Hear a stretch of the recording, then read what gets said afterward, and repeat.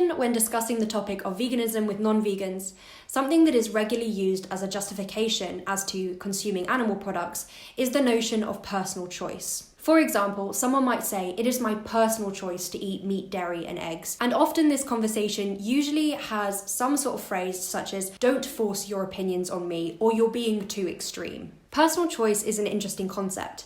In society, it is our personal choice to do many things. In fact, every action we take is some sort of personal choice. However, just because somebody personally chose to do an action doesn't have any relevance to whether that action was moral or immoral. Someone can personally choose to commit acts of rape and murder.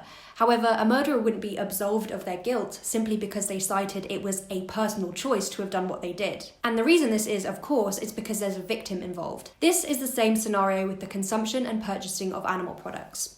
Although it may be your own personal choice to buy such products, this doesn't take into account the fact that there is a victim in this situation and what their personal choice would be. The victim in this scenario is the animal. The pig's choice, if they were granted it, would of course be to live a life free of unnecessary suffering and pain. Their choice would be that they would not want to be gassed to death, or have to live in a dark barn on slatted floors amid their own waste. So when we cite the justification of personal choice, really we're only considering the personal choice of the perpetrator and not the victim. I think this also feeds into how removed most of society is to what we do to animals.